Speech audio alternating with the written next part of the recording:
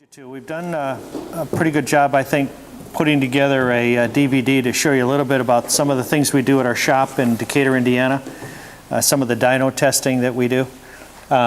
We got some drag strip footage for you to show you, some of the hot cars we've had and some of the fun things we do that way. And I guess first of all, though, right off the top, any real pressing questions right now after we've just gone through the cars? Does anybody have anything at all? Okay, sounds good. All right, so what we're going to do is, this business has got a lot of different aspects to it. One thing that we got involved in last year was a TV show called Corvette Nations. And Corvette Nations is a show that they show on Velocity TV, and it's basically focused on Corvette. It's about a half hour.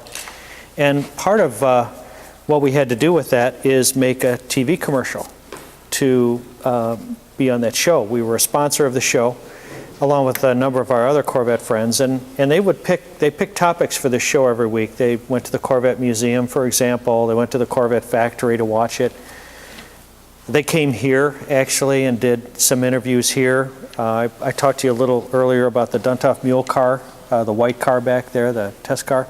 They did a whole segment on that. Actually, Mike kind of narrated the history of that car for the TV show. And it was a lot of fun, but I thought you might be interested in seeing a little bit of the video of us taping the show for Corvette Nation. This business has got a lot of different aspects. Obviously, you know, when Kristen was here talking earlier, social media is a big deal for us, and you know, we're involved in it a lot. I think if you get up and you look at our Facebook page and look at YouTube and look at our website, you'll understand how big a commitment and how much we believe that it's a big part, especially for you younger guys.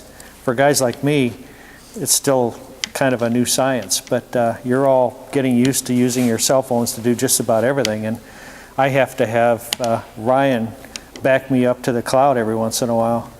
But the fact is that it's a big part of business going forward. And so as we progress and we learn more and more about that, we learn more and more about where we need to be and how we need to market our business, how we need to get to people that are going to buy our products. And TV is one of them. TV is a big deal. A lot of people watch TV. Everything we hear from the major magazines that are all kind of having trouble these days, finding people like me who like to read the old magazine. Everybody wants to read things online.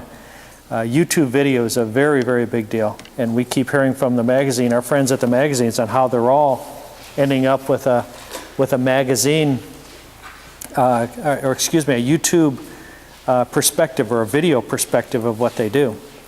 So we're learning as we go. The Corvette Nation show was a really good show. We had a good time with it. They've got a second season, so we're going to do some more filming with them. But I think the first segment we've got up here is the commercial we made for Corvette Nation. So, Mike, would you mind turning that light off back over there, since you're closest? We're going to try and show this off the wall. It comes off pretty good. You think it's warmed up enough to? Yeah. We're going to stop at certain intervals, and I'm going to talk to you a little bit about different development things we're doing. So the first thing is we'll show you what we did with this commercial. Okay.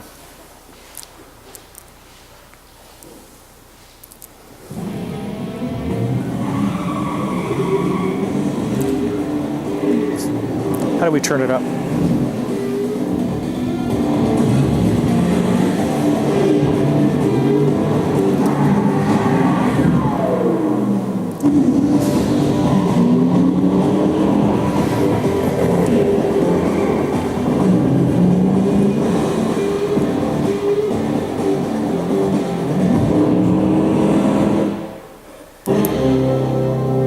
It's just some of the things we did behind the scenes with them.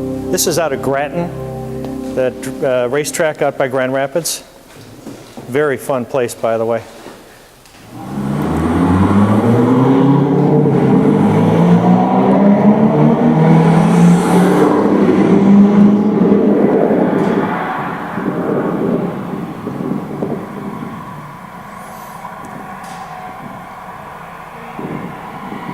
Mike is actually driving the black Corvette there and got a chance to really shake it out at the same time.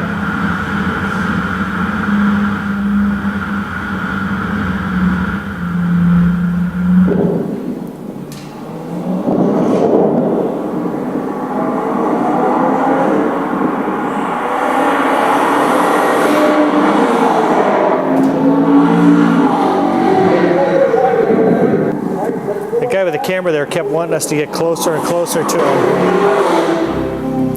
I think he had a lot of guts, but...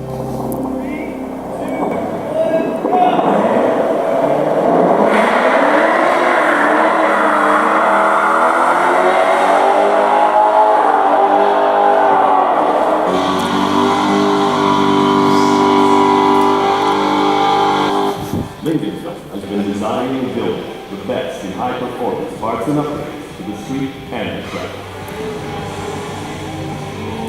Today, this legendary record of precision engineering continues, delivering the finest engine packages and aftermarket components available. From individual parts to complete vehicles, Lingenfelter is your total performance solution. Lingenfelter, perfecting the art of performance. Okay, so the part of that videotape that you didn't see with me standing next to the smoky burnout was Mike doing the burnout and me slowly inching my way over to make sure that thing wasn't going to take off. But you know, again, this is something, as you can probably imagine, we're learning as we go on something like this too, and that was a blast. We spent the whole day at Granton, at the track in Granton. What was the commercial? 60 seconds? 30 seconds. So 30 seconds of filming to end up, you know, we spent all day out there enjoying the time out there. But fun projects. Everything's about C7 right now, C7 Corvette. And we had just got that C7 Corvette and we were taking it out on the track for the first time. So as a result of not only making the commercial, we were doing and taking the opportunity to do some testing at the same time. You recognize the blue twin turbo car was in that piece of film also, and it's in the showroom back there. Okay, let's move on. One of the other products that we are involved in and we think we have a lot of opportunity in is the truck side of things. Trucks are very, very big in this country especially. Where they're very, very big in Dubai, where we just got back from also. And so the truck development is something that we think is going to take us to another level and another level in itself. We've always done trucks, but we haven't done them to the degree that we're involved in them now. One of the pieces of video here that we're going to show you is the fact that we were out in a Silverado at the drag strip, and I think a lot of people wondered whether or not we were high on something or what. We were out there racing cars with a pickup truck, but a lot of people didn't realize that the same motor that was in that pickup truck was the basic design and the basic engine that was going to go into the C7 Corvette. We couldn't get a C7 Corvette. I mean, they weren't built yet, and engineering on the thing through General Motors was tied down pretty tight. So as an engineering company and a company that's out there trying to make sure we're ahead of the game, because we knew that that engine platform was the new direct injection engine platform, we bought ourselves a pickup and we went out and we raced it and we punished it and we took it apart and we chassis dynoed it and we engine dynoed it and we supercharged it. And so when you see the little clip of the Silverado running down the track against the Corvette, you'll understand why. So why don't you run it?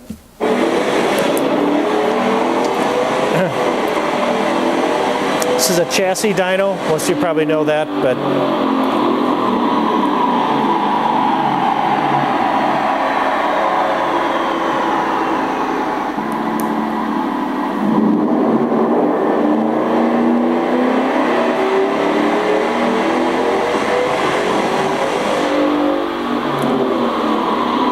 obviously we're getting baseline numbers, trying to determine the horsepower. We have two chassis dynos at the facility, one Mustang, one Dynojet. They've got different kinds of qualities with each one of them. But here's the piece I was telling you about. I think we're racing a Corvette here, and we got some pretty odd looks.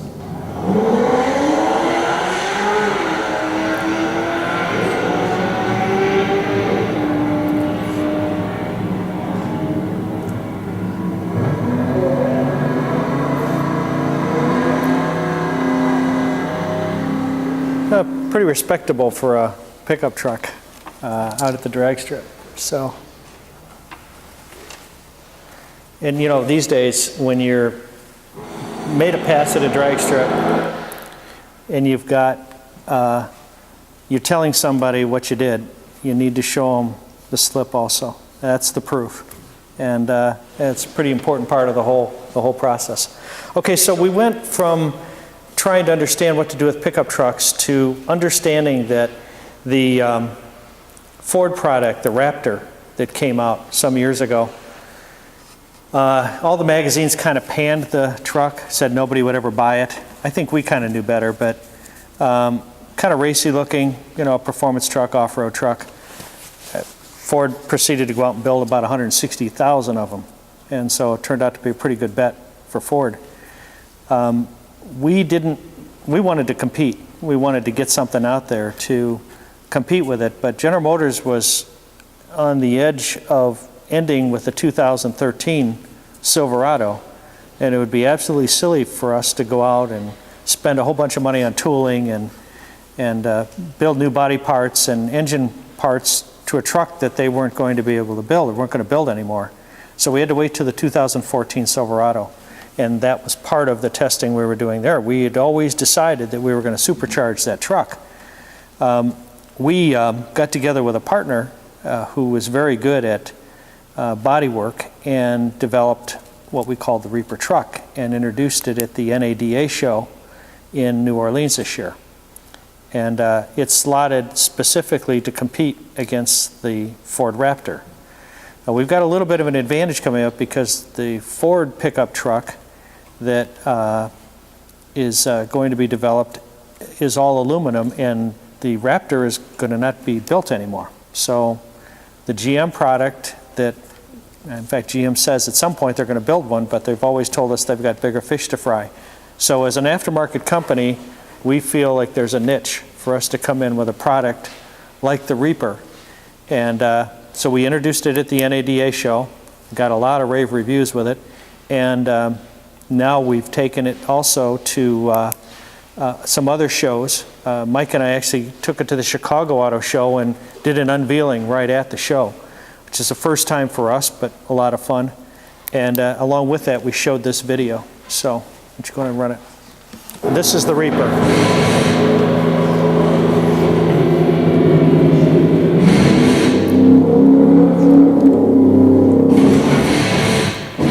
This is running through the desert for testing.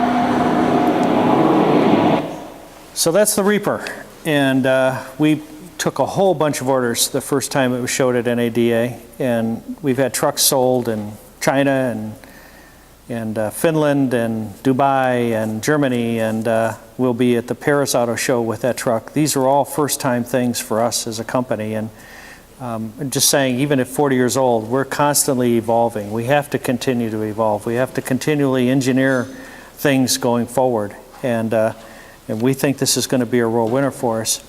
Yes, sir? On something like that, or even the generation, or for the Corvette, how much manufacturer support do you get? I mean, do they share with you anything, or do they work with you at all? No. I mean, there was a lot of sharing that the OEMs did with the aftermarket years ago, but that sharing has kind of gone away.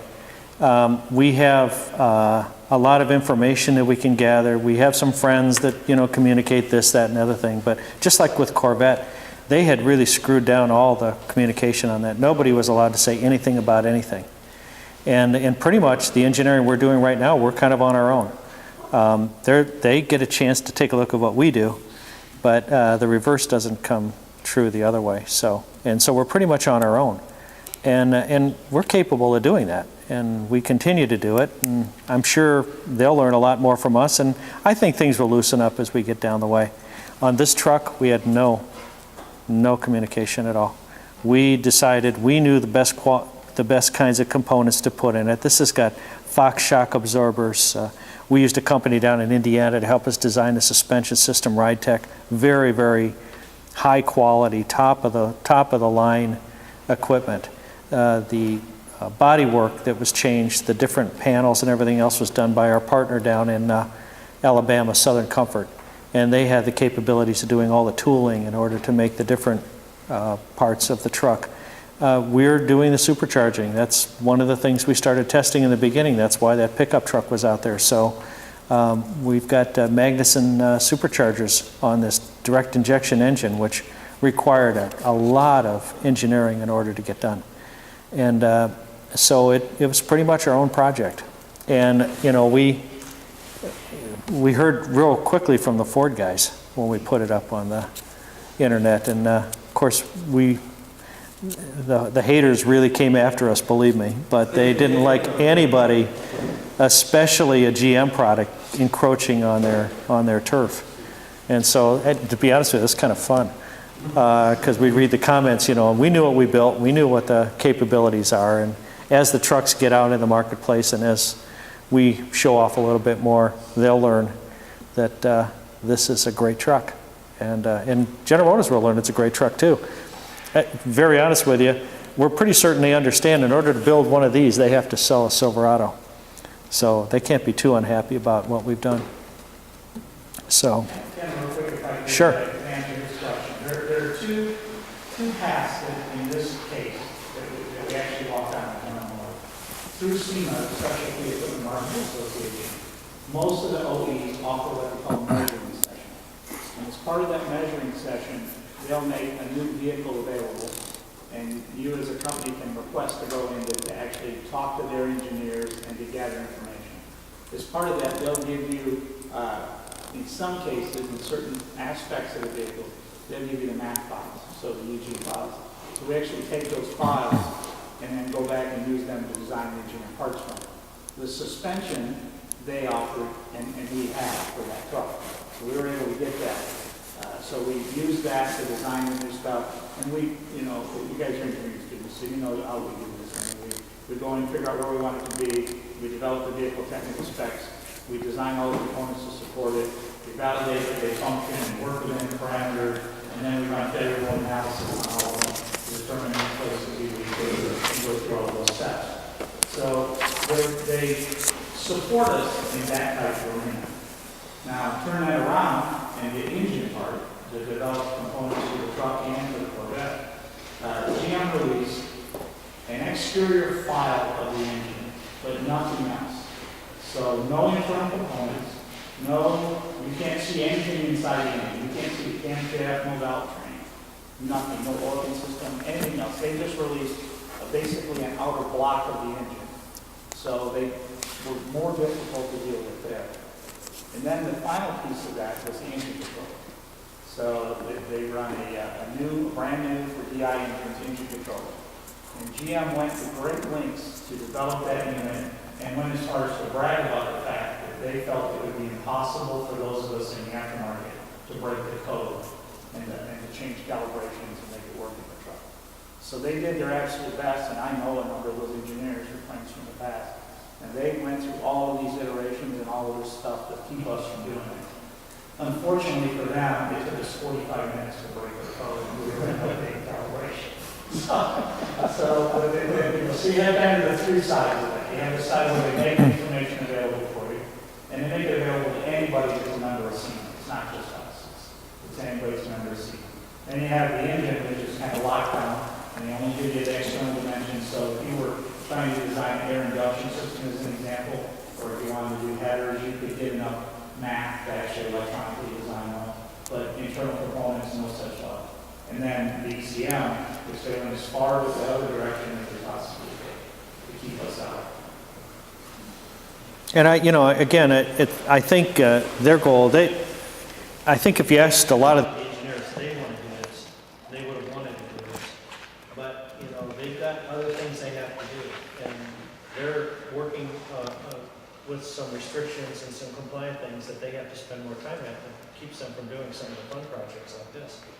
So having said that, at the same time, I think they really enjoyed the fact that we are able to do it and with a Chevy product. We've had a lot of customers over time just, geez, I love that Raptor truck, but I'm not going to buy a Ford. Well, now they can buy Chevy. And let them go off-roading like they want to do. So, a whole new segment of the business, but I think something to be a lot of fun for us. Has there been less cooperation since the bankruptcy and the restructuring of GM, or is it just kind of the same as it's been in the past? No, I think that's a fair statement. Okay. I really do. I think there's been a lot of changes in the way the whole company's come together. And frankly, a lot of people, a lot of the engineers, a lot of people we worked with back in the day, keep in mind, our company's 40 years old. A lot of people have retired and moved on. And, they haven't had an opportunity really to, we don't get an opportunity to talk to them anymore. When we invite engineering people, the Society of Automotive Engineers has had a couple of dinners in here. When we invite them in to show them what we've got, show them the race cars, show them the development on the engines we've done, they're just all over the stuff. Because it's their opportunity to really get a look at engineering from an aftermarket side of things. So keep in mind, there's a very big distinction between the OEM and the aftermarket side of it. And frankly, without what Mike mentioned, SEMA being in place, it would be even that much more difficult for us to get information and work with these people. So keep in mind that also we have a lot of friends in a lot of the OEMs. You'd be surprised how small the car community really is when it comes right down to it. So. Okay, so the next piece of video is just one other thing.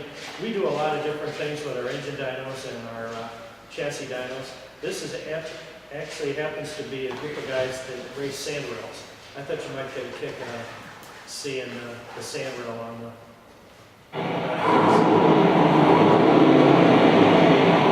these are very serious races.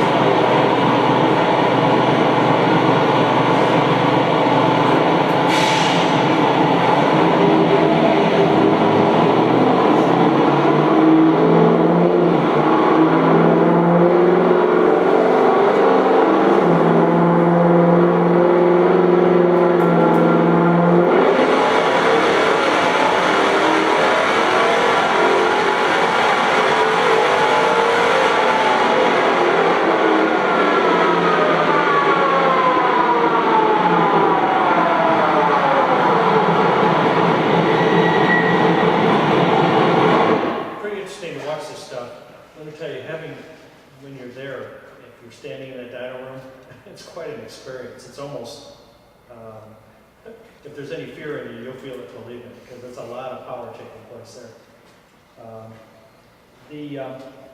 The next piece we've got is the yellow Camaro that I told you about earlier that's in the other room when it had its first opportunity to show up. We've got David Freiberger in the car here. He's getting us up to 202 miles an hour with the Camaro. Always love the sound this thing makes at 200 miles an hour, so I thought you'd get a kick out of seeing it. So.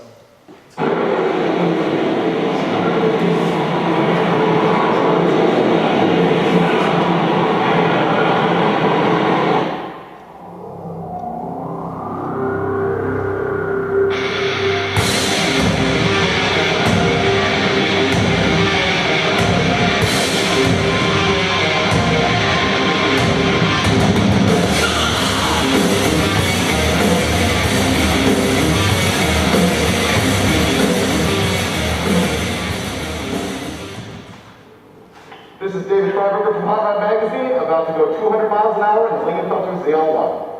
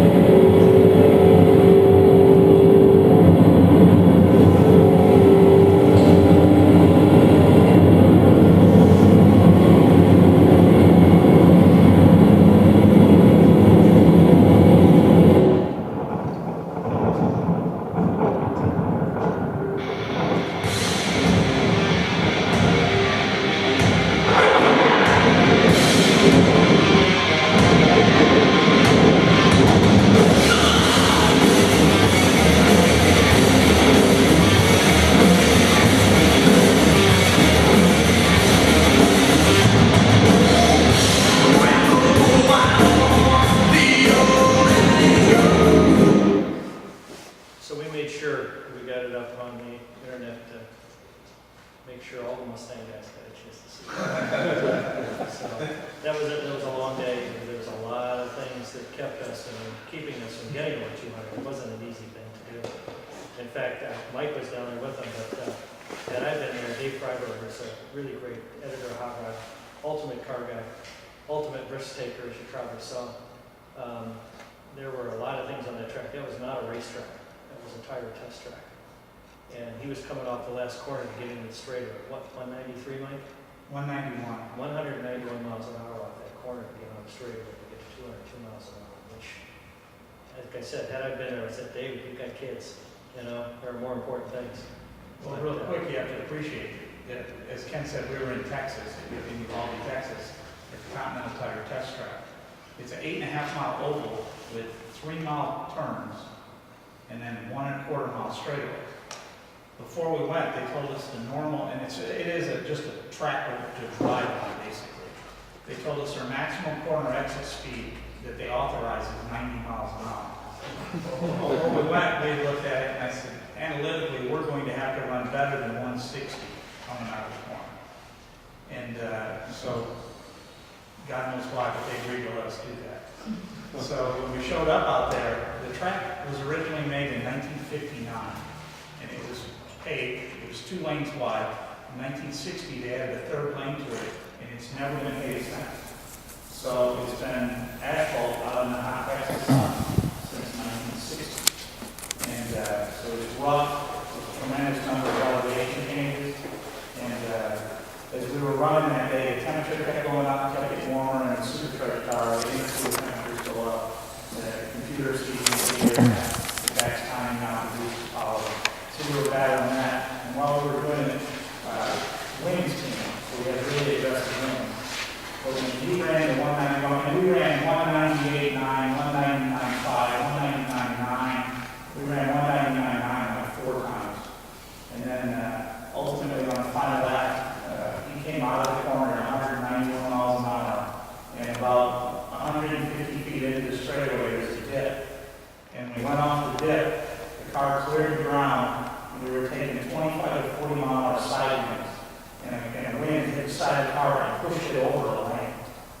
So 3 lanes wide, you're 195, 197 miles an hour. The car leaves the ground, and the wind pushes you over the lane, and you never lift it. So we had data recording equipment in the car, so we knew everything.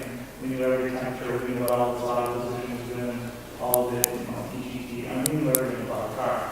And then we took the data that we had, and we used a V-Box to record it, and then we overlaid it with Google Earth, so we can actually map elevation changes and what it does and how it does it. And to deal with wind, we actually ran the track in one direction. So we were going uphill and still ran 202.67. So analytically, you can break it down and look at it, and if it had been like 15 degrees cooler, it was about 85, between 85 and 90 after that ran. So if it had been 15 degrees cooler and we eliminated the side winds, we should have ran about 208. So it made that much difference.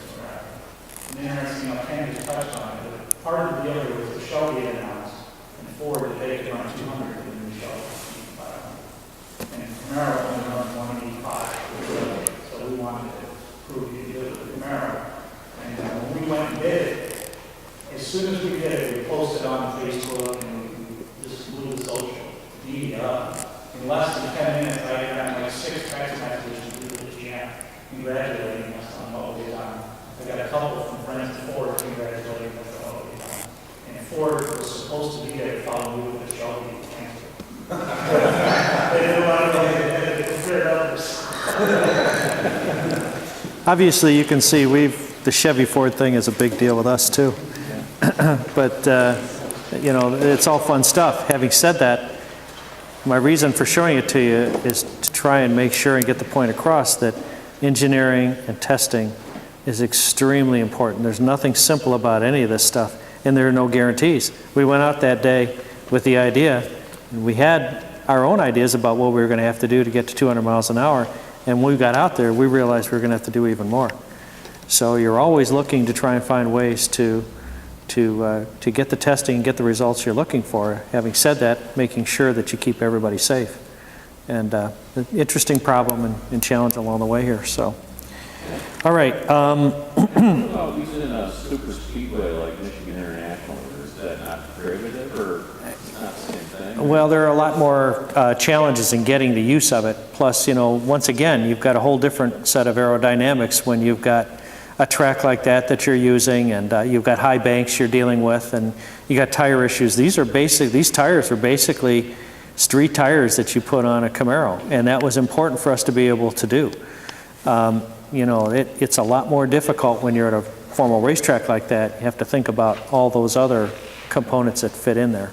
So we would have had to make changes to the car that would have made it look like it wasn't a street car anymore, and then that would have defeated our purpose thing there.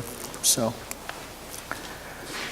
Okay, moving along, just let me tell you a little bit about a race car we've got. We race a car called, we call it the L28. My original idea for the thing was when Camaro came out, they were not going to build a Z28. And the Z28 from back in the day was kind of like the coolest Camaro you could get. And so we decided rather than a Z28, we were going to have a Lingenfelter 20 to an L28. And so the car's kind of adopted that name, but we raced this car around different tracks around the country, and we've got actually, I think, one of the best drivers in the country, Danny Pop. And Danny's been racing this car for us. It's a series. What's the formal name of the series, Mike? Ultimate Streetcar Association. You can find these races on MAV TV, and it's one of the newer cable channels. They'll be covering a lot of car things, a lot of great shows along that line. And the L28 is, well, you'll see a lot of it. You'll see a lot of other cars there that have got our motors in them. But let's go in and run the video, and then we can talk a little bit about it.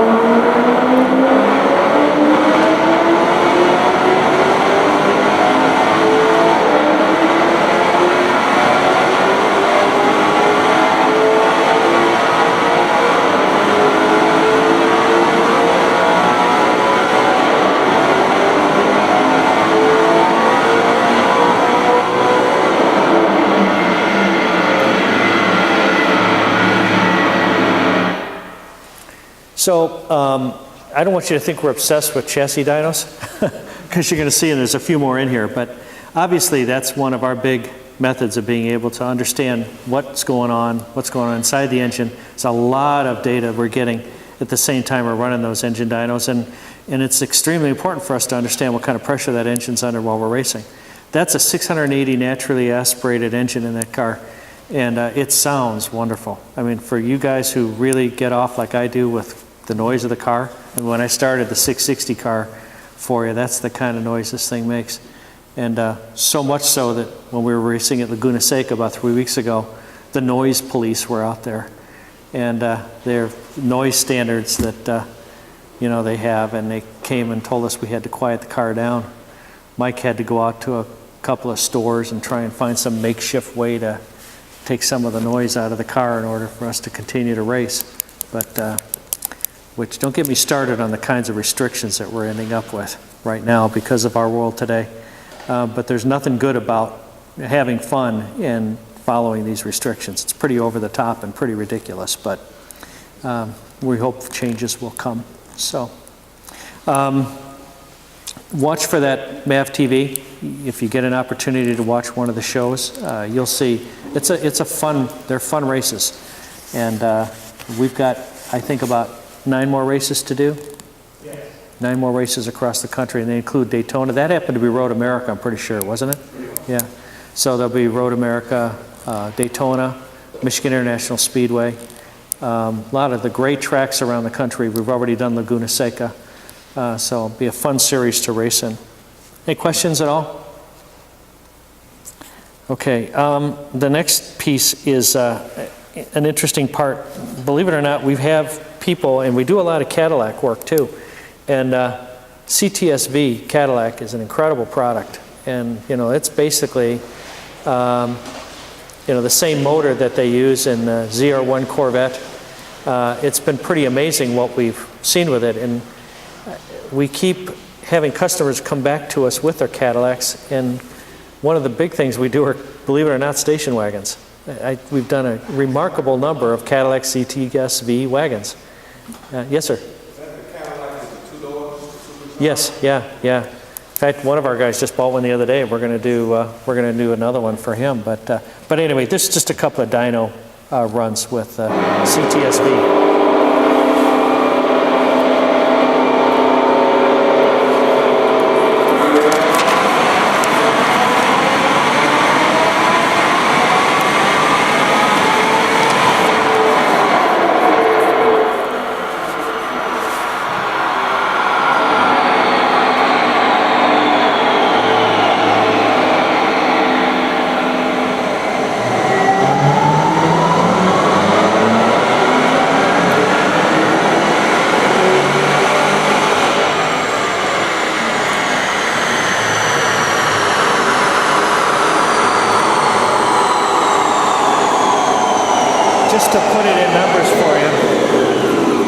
Just to put it in numbers for you, we make, with our kind of middle package for that car, we make well over 700 horsepower with that engine.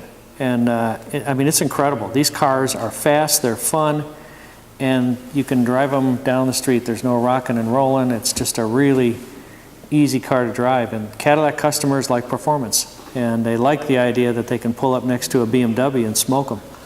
And guys with the BMWs walk away shaking their heads, wondering what happened. So, so that's kind of fun.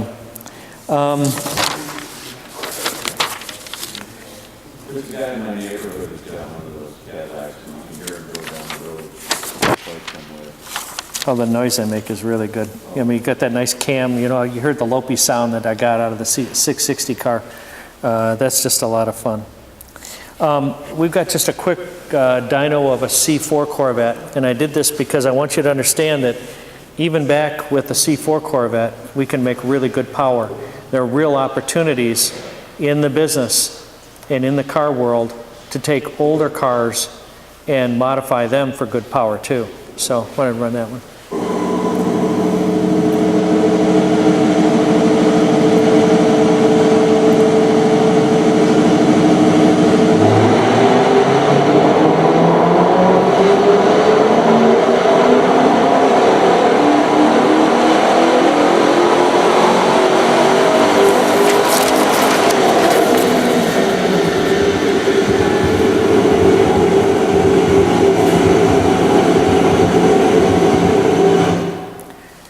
Okay, then along the way, General Motors, and a lot of the products we've had to work with over the past few years are C6 Corvettes. The 660 car, for example, is a rebodied C6, but you know, we're talking about Corvettes that started in 2005 and ended in 2013. It's a big segment of the business. And in the aftermarket, there are so many things that you can do with these cars, and they're so much fun. I always like to tell people that A couple of the best bang for the bucks are like, for example, the C5 Corvette when they built the Z28. You can pick those up very inexpensively these days. They're a lot of fun to drive. And at the same time, there's umpteen things you can do with them. Well, C6 Corvette even lasted longer. So as a result, there were lots of modifications that you could do with them. We still do a lot of C6 Corvettes. People bring their cars to us, whether they've had them, whether they'll buy them on eBay or whatever the case may be. But C6 Corvette is really quite an opportunity. I just want to run a little bit of that for you. Keeping in mind we have a Mustang dyno and a DynoJet dyno like I told you before, and we try to run them both because we get different power ratings. Go on ahead. This happens to be a C6 Grand Sport.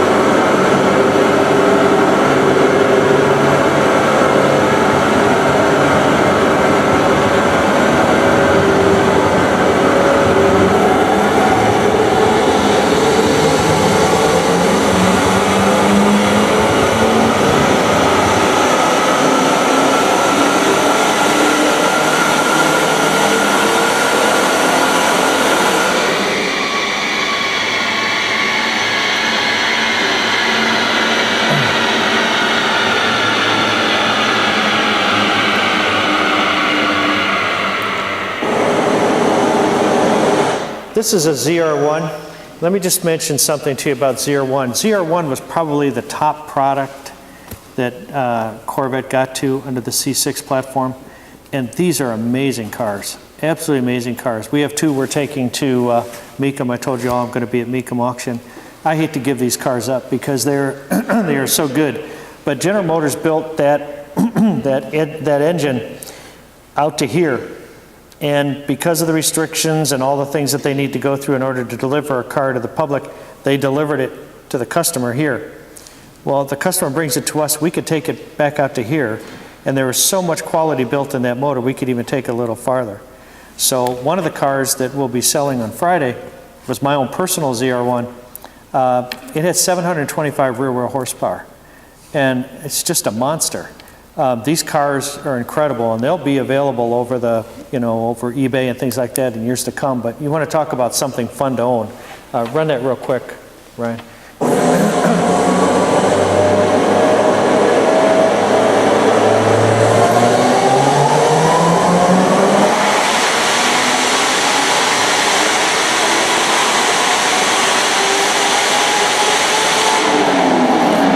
Just huge power.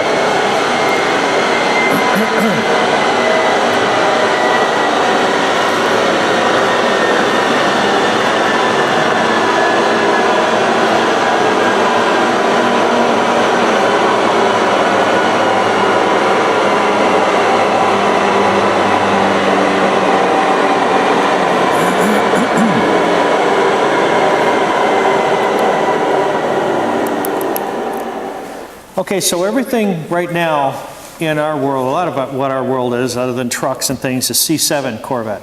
And the C7 Corvette we talked about earlier, it was something we needed to try and get ahead on for engineering. And again, we got the early pickups to try and get the information on the direct injection engine, and found our way through a lot of what we needed to do. In fact, we had about 90%, I'd say, of our engineering done. As Mike said, we were able to crack the codes in 45 minutes, so we had that part done. But there were a lot of different components, a lot of different things that this engine had. It wasn't an LS engine, completely different design. And so it presented quite an engineering challenge for us, and we couldn't get a new Corvette, and we couldn't get a new engine. So obviously, when the first one became available, we were really anxious to jump into it. Our friends at one of the dealerships here in town, we ordered a car through them, and I think we got a little help getting to the front of the line, because publicly I don't think they could talk about how much they want to see us do things with it, but privately they were anxious to see what we could get out of it too. And so when that car came into the dealer, we got a call like at 3 o'clock in the afternoon. It was at the dealer in Dearborn. We had our trailer there within a half hour. We picked the car up. We had it down to our shop in Decatur, Indiana about 3 hours later. And on the chassis dyno, this happened to be on a Friday night, and our guys just were so anxious to jump at this car and get in it and start working with it that they just kind of, I think many of them just kind of slept there over the weekend. But getting the opportunity to get this car real quickly was really important to us and to put some numbers down. So I've just got a quick dyno run on this C7 Corvette, which is the brand new one. And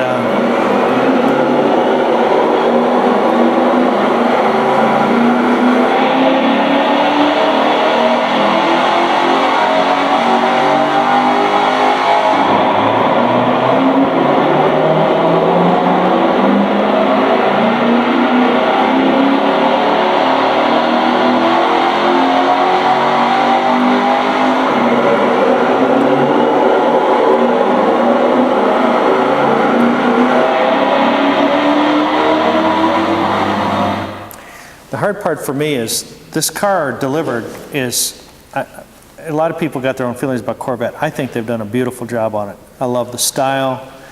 You'll always hear, from me anyway, Corvette bang for the buck. You can't do better anywhere. And this car actually got delivered to us at cyber gray, red interior. It's absolutely beautiful. And it is in a million pieces in our shop. I mean, the car, the engine's out, it is just completely torn apart. And you know, going into it, knowing we were going to spend the money we needed to get the car and then watch them just take it all apart, but completely necessary for us to do the right kind and the proper engineering in order to get things done. We have 4 C7 Corvettes. They're all in different levels of development. We have heads and cam pack. It's all figured out, we've done the engineering, so we know what kind of power we can make.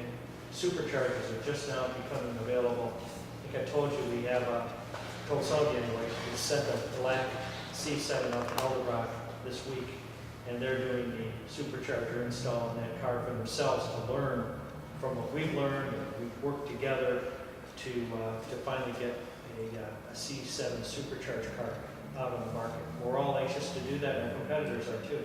But we think we've got a head start on a lot of the engineering, and we really believe we've got a much better solution and can make a lot more power than the rest of our competitors can do.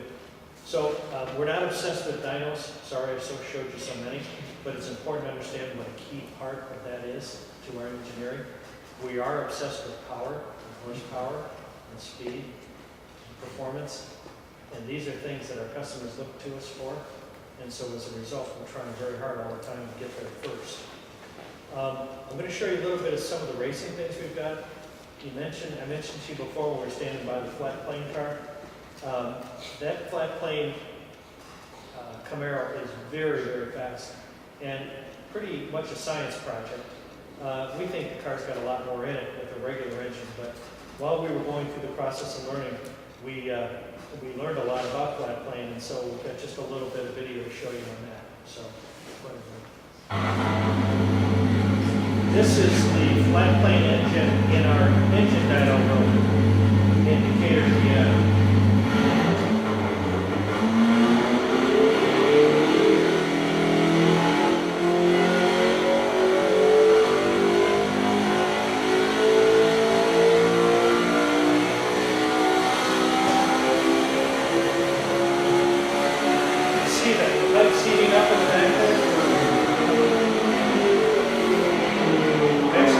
Lights off and put it up on YouTube, and then he was went through the ceiling.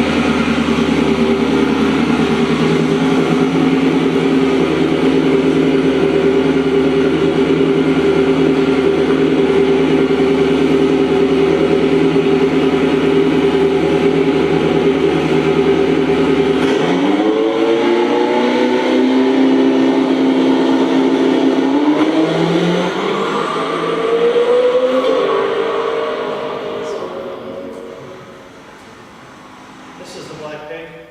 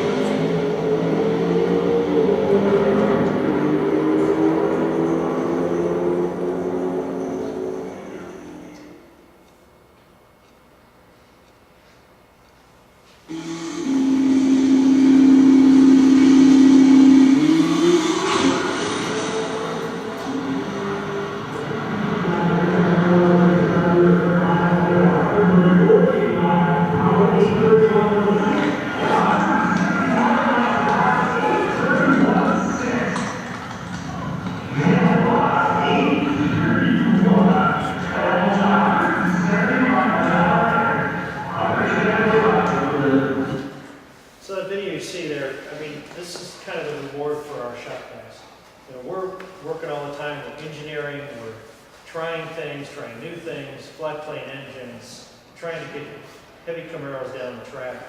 And part of the reward, especially in our company, is the fact that when we do race, those are our shop guys. Those are the guys that help build those cars. Many of them are racers themselves on the weekends.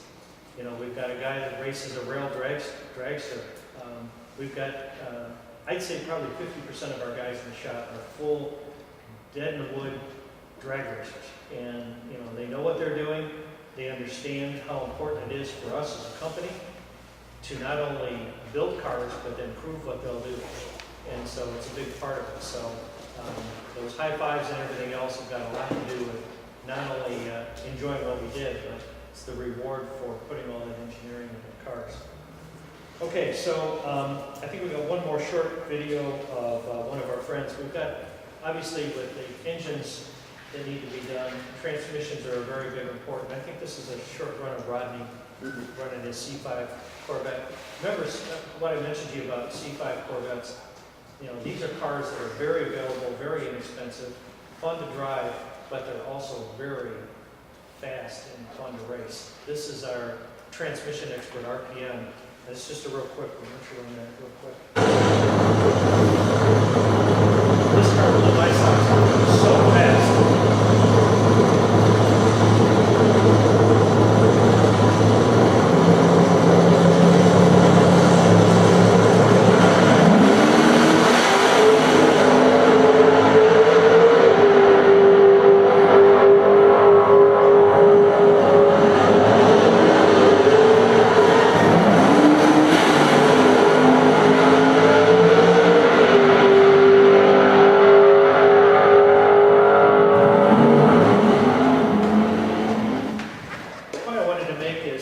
along the way, while we're doing our testing and while we're building our engines and doing our engine work, we're working with other people with suspensions, with transmissions, with electrical components, and we share information back and forth.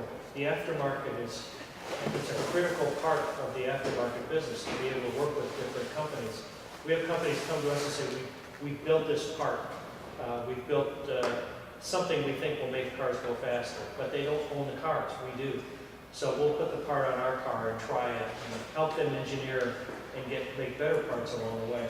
It's a pretty critical part of the aftermarket to be working with other aftermarket companies to get the most and the best out of what's there. That's a lot of what you see when you go to SEMA. A lot of those people at the SEMA show are friends of ours, people we work with, that we help test their parts on our cars because we're drag racers or we're road racers that they aren't. So another critical part. I think we've got one last piece of film here. There's a yellow Corvette in that other room that is kind of one of our fastest cars. I thought you might like to see this. This was done in an airstrip. We did, I think the top speed was 238 miles an hour.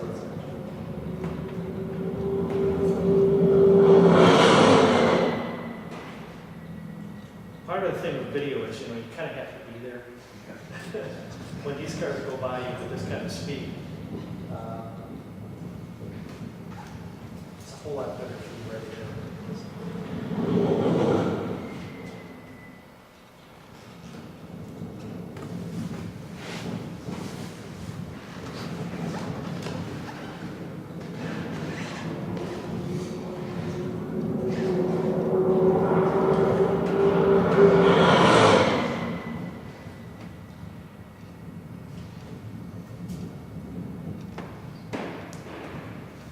We've got all kinds of testing data and things that are there from inside the car. Thank goodness for GoPros.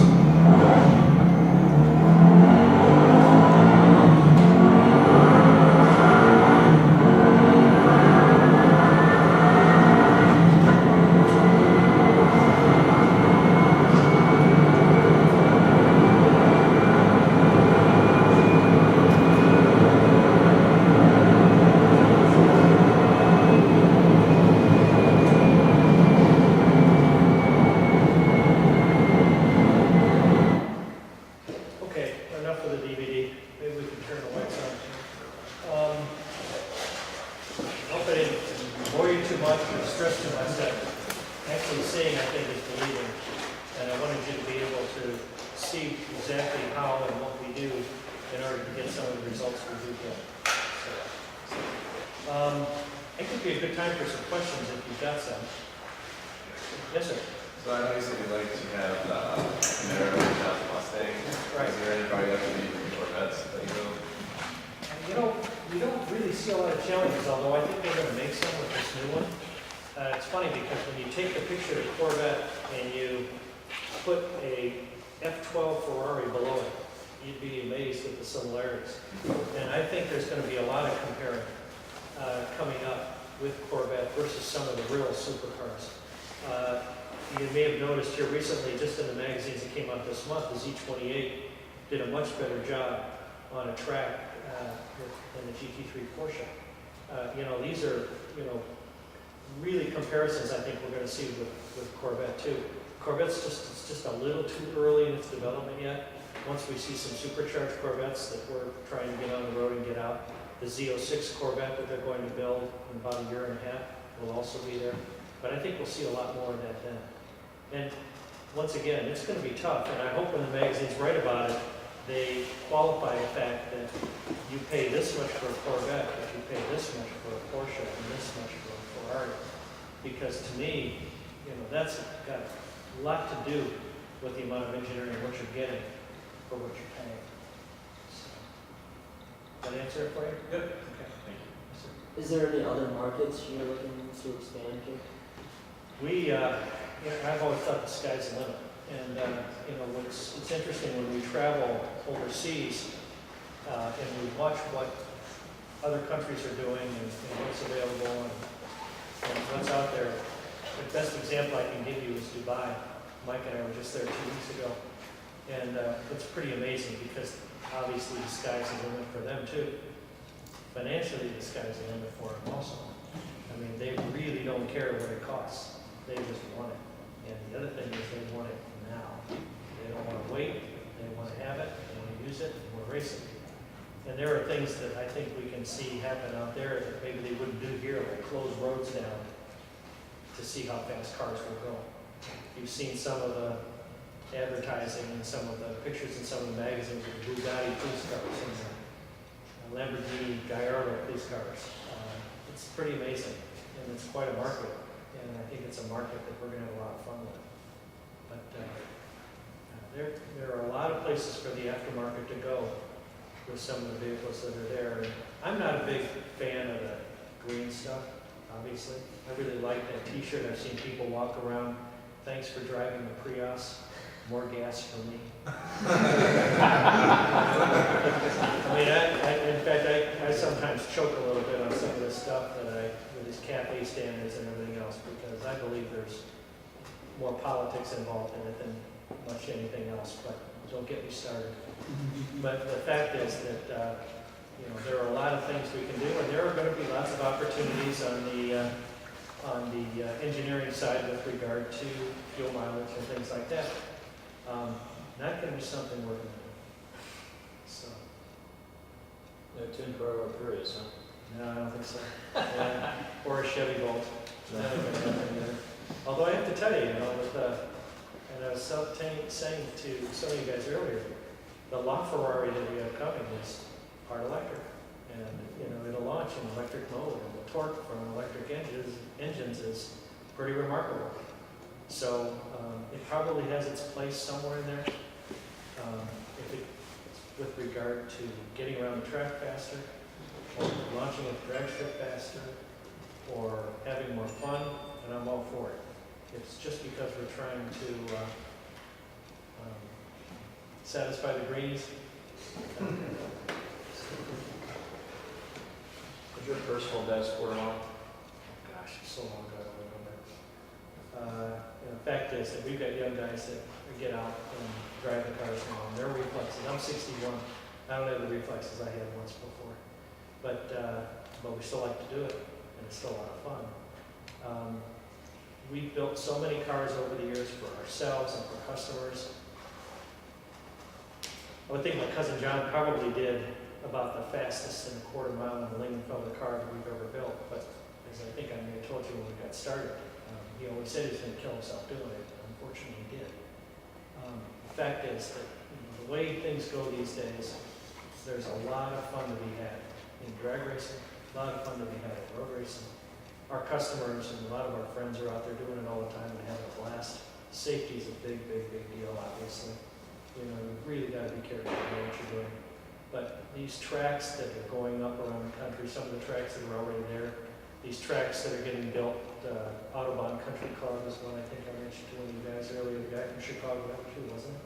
Somebody from Chicago, Joliet. Okay.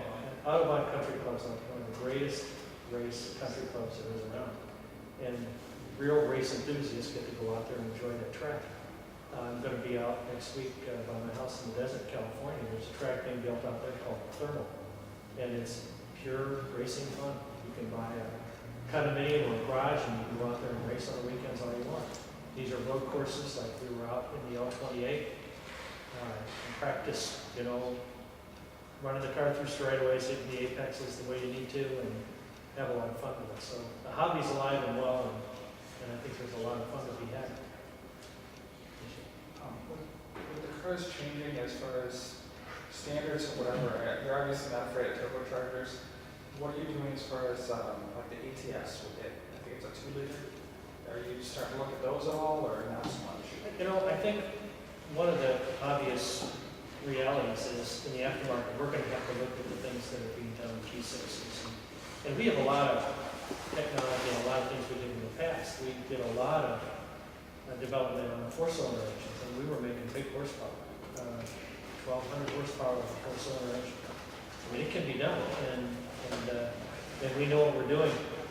It's not our favorite thing right now. I mean, for me, watching the V8s become less and less popular is really hard for me to take.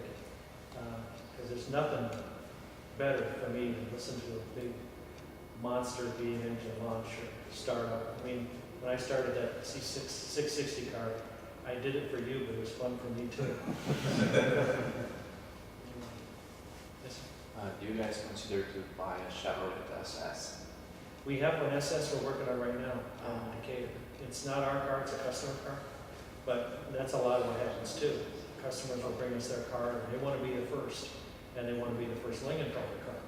So this one is a real early car. We know what we're doing. It's the same basic engine that was in the car from before. And so we'll be able to make some really good power with it. Disappointed that it's not available with a manual transmission. But when you think about it, there aren't a lot of manual transmission cars left.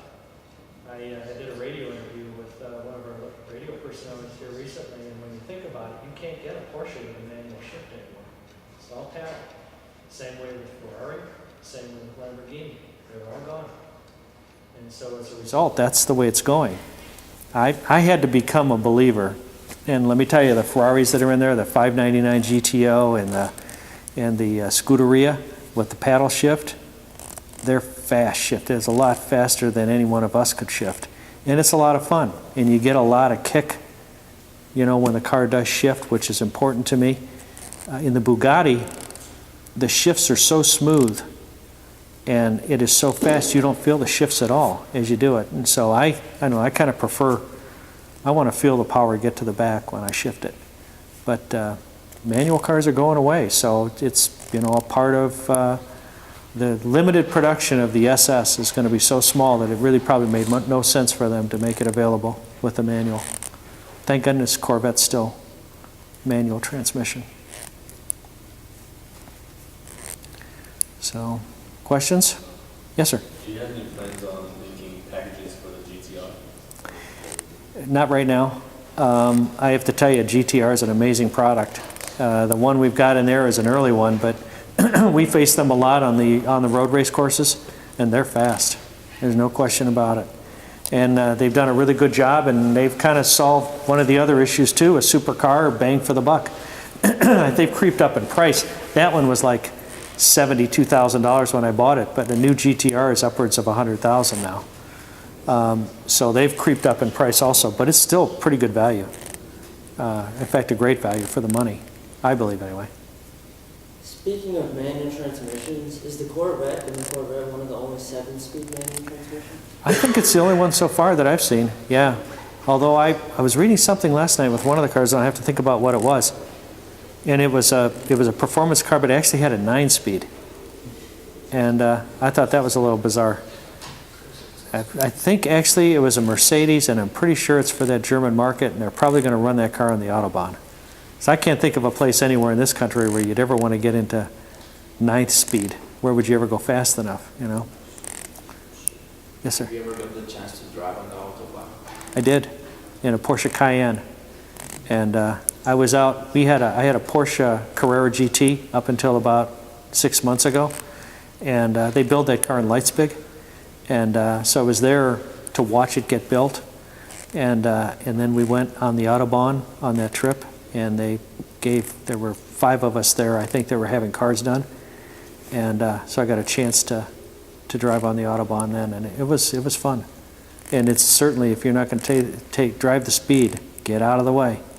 Because it's amazing how fast. I mean, I think I was doing 130 with the Cayenne, and I had some guy fly by me in a Ferrari that had to be doing 180. So, more questions? How do you make decisions about what cars are in the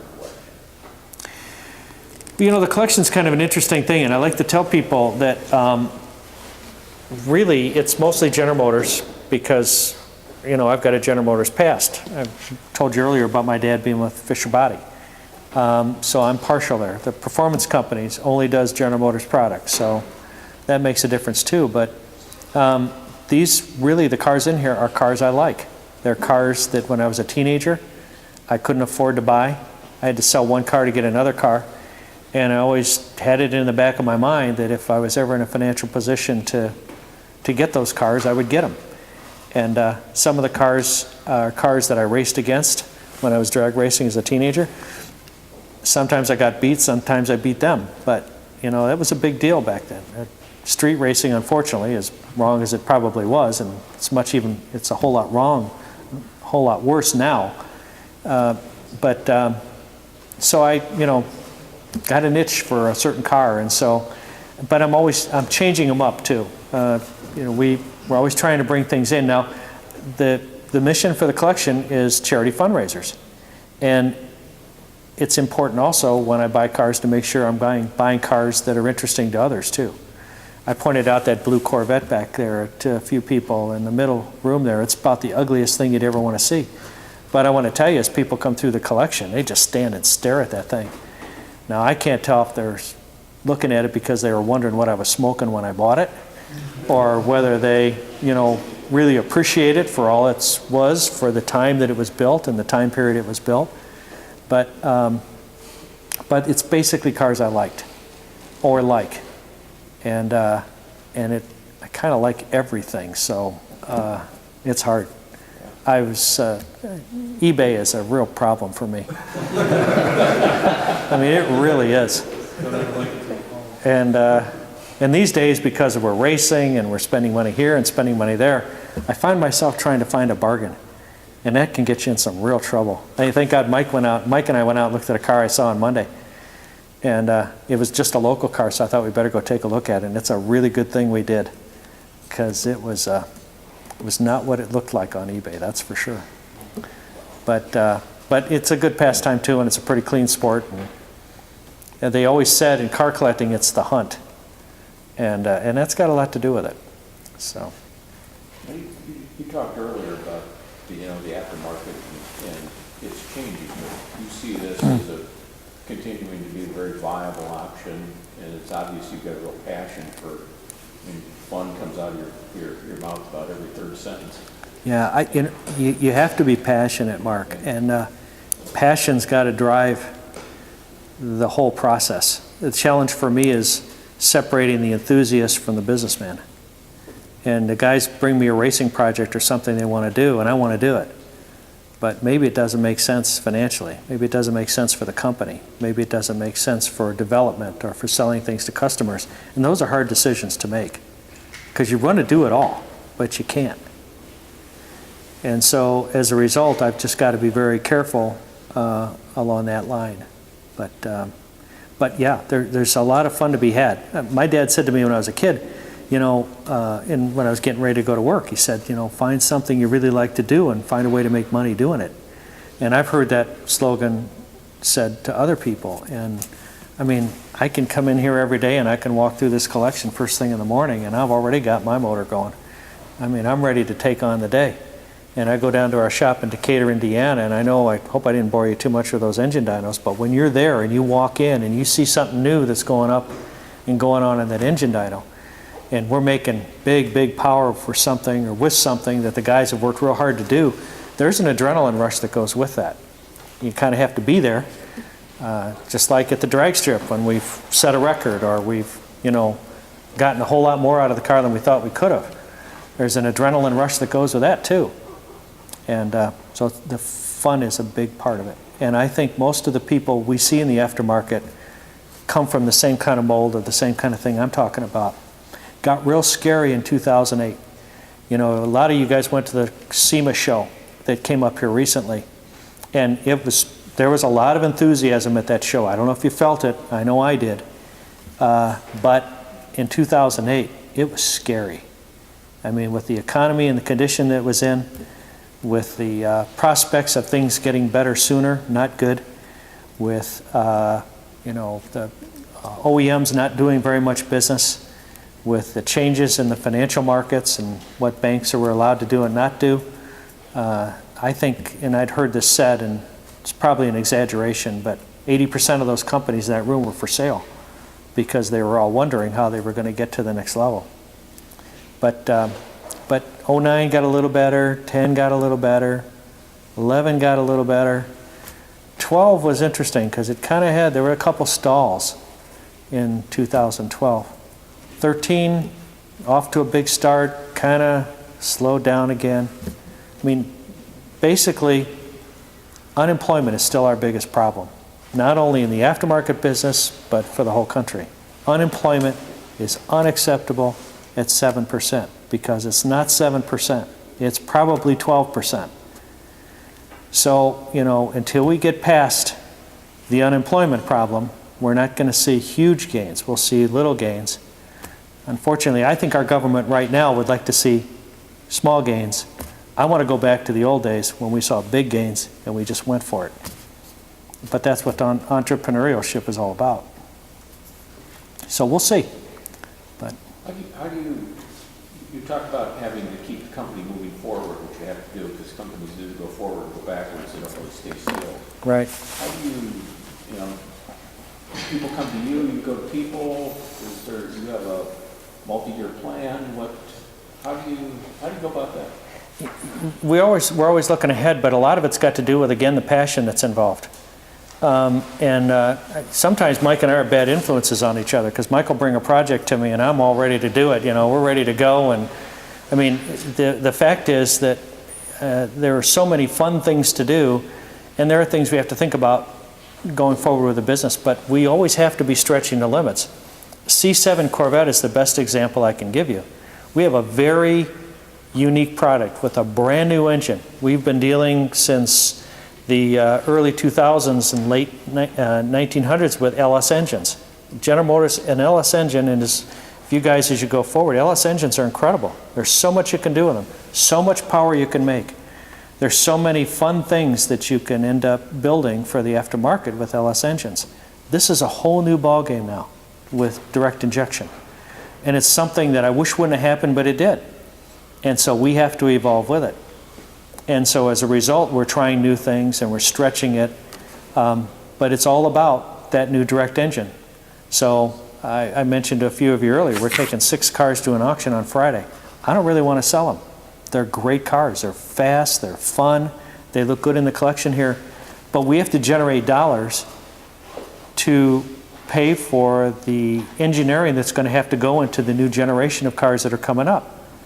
And so I can't be taking C6 Corvettes to shows or to racetracks or to drag strips to show off. A company like ours is expected to be on the cutting edge of engineering. I better be there with a C7. I better be going to the shows with a C7. I better have something pretty cool under the hood. And it better sound really good. Otherwise, people are going to look at Lingenfelter like, what happened? You know, you're not on the cutting edge. There better be magazines coming to us and saying, we want your car in an article. And thank goodness that's happening. We're involved. If you saw our PR people and the things we're doing with the magazines and the PR companies and the TV shows, we're considered on the leading edge, and we have to stay there. That's what will keep our company going. It's expensive, though. It really is. I mean, I bought 4 C7 Corvettes within like 2 weeks. And, you know, 70 grand a piece. Then the engineering, you know, then taking them apart and putting them back together and racing them, getting out to the tracks. You can go through a lot of money very quickly. Yes, sir? Have you ever thought about going into the motorcycle industry? Yeah, no, they scare me. You know, it's to be honest with you, you know, it's fun. I had a motorcycle when I was 16, and this is going to sound really basic, but keep in mind I'm 61 years old. Honda 754, 4-cylinder motorcycle. That was to me like a car engine on a motorcycle. I couldn't believe it, and I've got one. And I got real reckless with it real fast. And I wasn't dragging people in drag racing in front of the high school, but you know, I was up on Telegraph Road and some of the areas around here, and I was doing things I probably shouldn't have done. And one time, just minding my own business up on 94, somebody drove me off the highway. Just didn't even see me. And I went down an embankment, and you know, it was just by pure luck and who knows what that I survived that. And I decided I'd never get on a motorcycle again, and I haven't. I know, was it you mentioned the crotch rocket? Some guy flew by me on a crotch rocket last fall. In the middle of the night, I was coming back from our shop in Decatur. All I could hear was the noise coming from behind me. He went by me so fast. And I thought the guy probably had a death wish. because it was unbelievable how fast that bike was. And when we go to the drag strips and we watch them, these things are incredibly fast. And I like watching it, but we've got our hands full with the engineering we're doing with cars and such. So, more questions? Social media, you jumped into that, and you mentioned different things. How do you, what do you decide to do? Do you have a plan? You're just jumping into it? We're starting to talk about that in all the classes, and one in particular, the need for the social media, and how do you use it, and in what way do you consider it to be a return on investment? I want to say just a couple things, but then I want to let Ryan talk a little bit about it too. From a business owner's perspective, it's really hard to measure return.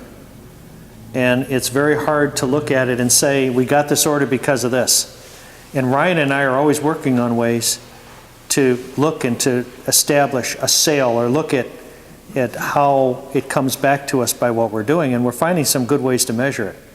And we are seeing a return. And they always say, don't try to sell over Facebook. It's not the right place to sell your product. But that's mostly right, but you can make some sales through Facebook. We've been on a program for the last several years of brand building. We have a very strong brand because we're 40 years old, because we've been around a long time, because people look to us for our engineering talent, because we've been in magazines along the country, because we've been in TV shows. But your brand is so important, and the Lingenfelter brand is strong because we keep it going and we keep it in front of people all the time. And our Facebook page is very active because we want people coming back. When they get, so much of it is done right here. And so when we send out something or there's a Facebook, it's coming on the cell phone, and it better be something easy to read, it better be something fun, it better be something somebody can respond pretty quick at. But every time somebody sees that, the Lingenfelter brand gets exposed. And it's just something very early on in my career, I decided that automation was going to be a big deal. So I can remember the day when we had self-correcting typewriters, and that was a big deal. Or IBM XTs that really had floppy disks, to where we are today. And so I'm very open-minded when it comes to automation. But Ryan is educated in this field, and he's also a graphic artist. And so it's a great combination of two things. And we're learning how to work with our partners, people we buy from, people that test our cars, to try and get more out of the social media that's there. But you really have to just kind of throw faith in it and get the best you can out of it. We have 70,000 plus followers on Facebook. I'm sure we'll have 100,000 followers by this time next year, if not more. But you want to chat a little bit about it, Ryan? Am I stealing your show? That's fine. Stand up. So with social media, our goal mainly is to be transparent to our consumers, our fans, because you don't want to be, your nose up in the air. You want to be tangible.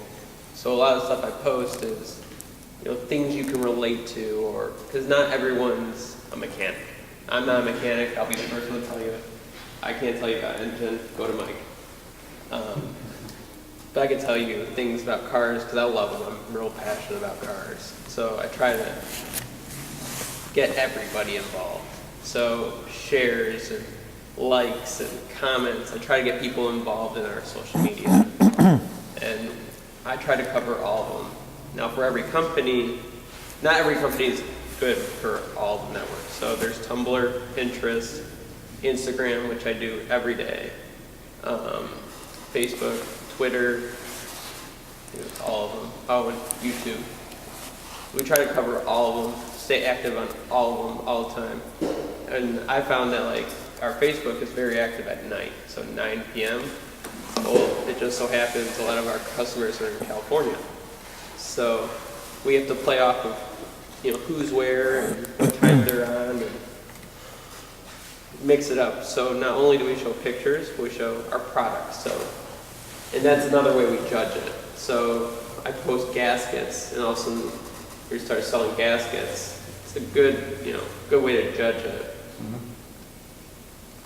We're always searching for ways to measure, always searching for things to do. It's interesting because when Ryan came in, a lot of our shop guys, those guys you saw in the film, the high-fiving and everything else, they're dyed-in-the-wood drag racers.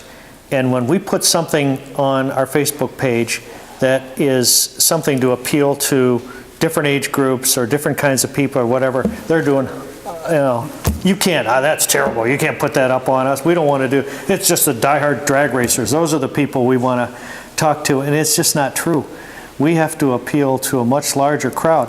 And keeping in mind, we're not only touching people in this country, but we were communicating with our friends in Dubai here. They just did their big race through the desert, and that was through Facebook. We were looking at the truck we built, or helped build, and watching and following.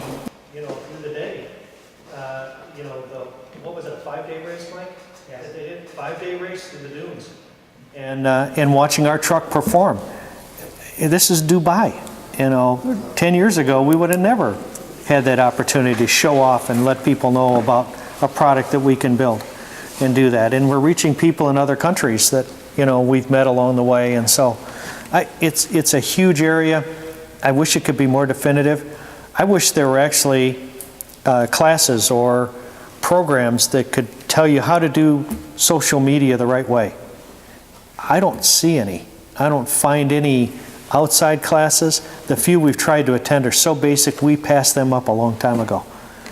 And so if that's one thing I have confidence in, is that we are on the cutting edge of that, of social media, and we're using it to its fullest as it is today.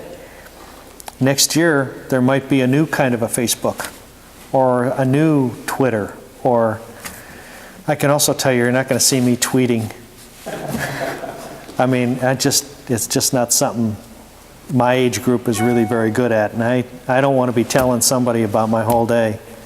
Yeah, I just had lunch, hey, the sun came out, that doesn't interest me.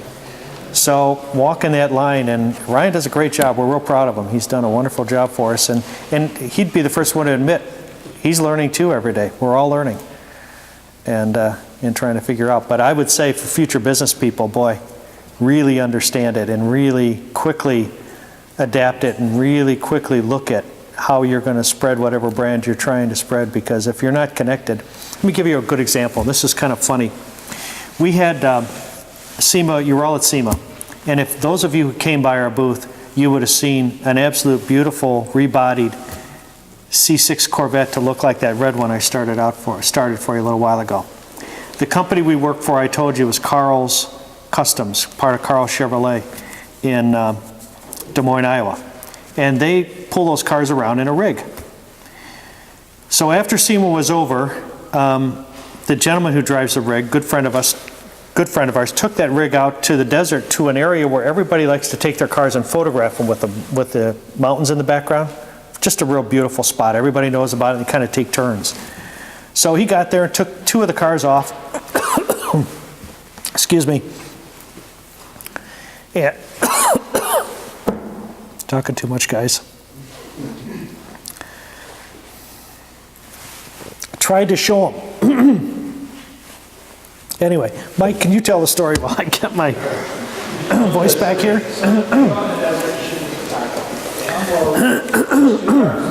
One was a refined C6 Corvette, a blue one, brand new car system.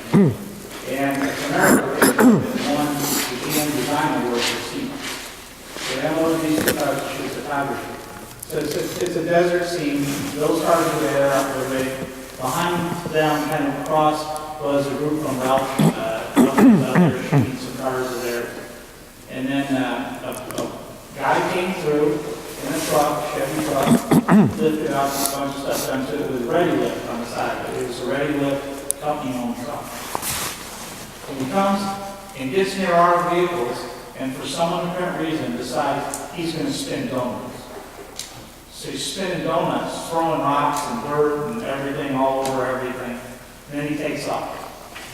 So he does this 3 times.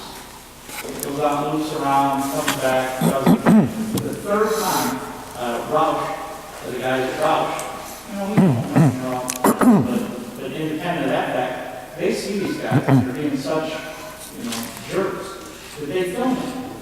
So one of the guys puts the camera on, they're shooting video anyway, and films this, them coming up, spinning these donuts and everything, and he posts it on Facebook.